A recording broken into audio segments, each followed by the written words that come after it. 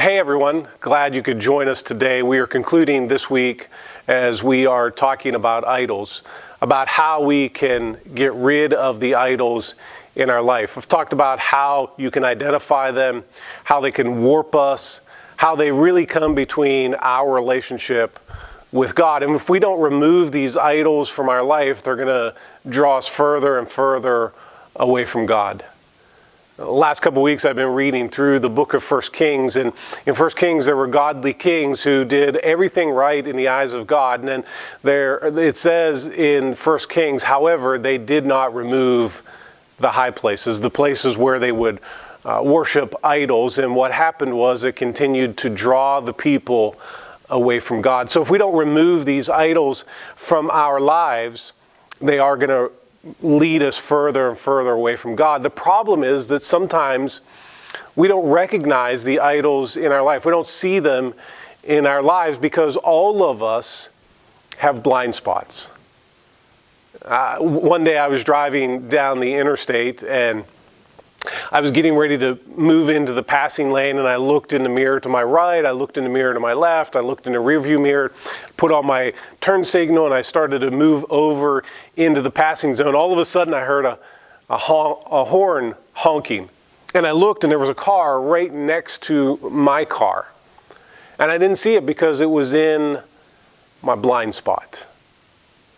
And there are things in my blind spots and your blind spots that we don't always recognize.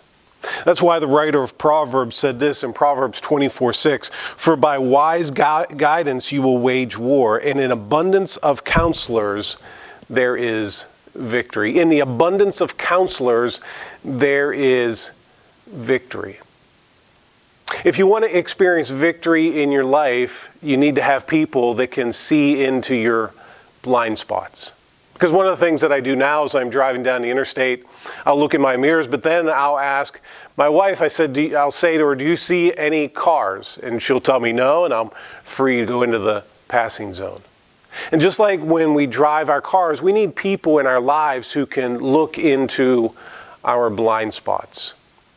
Our victory over idols does not necessarily rest on our ability so much as it does on our accountability.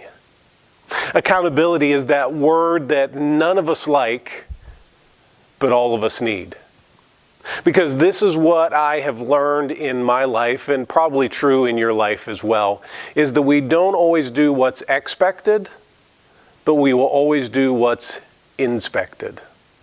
And so I have people in my life that I meet with on a regular basis who I have given permission to speak into my life, to look into my blind spots and tell me about the dangers that they see maybe coming up in my life, and gives me opportunity to have victory over them. And one thing that I've learned is that when I know that I'm going to be inspected, my life is lived completely different. So I want to encourage you as you think about this idea of idols in your life, whatever it is in your life, understand that you have blind spots and you need people that you're going to allow into your life to look into those blind spots.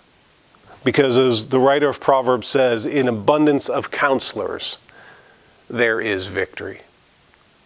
I want you to have victory over the idols in your life today.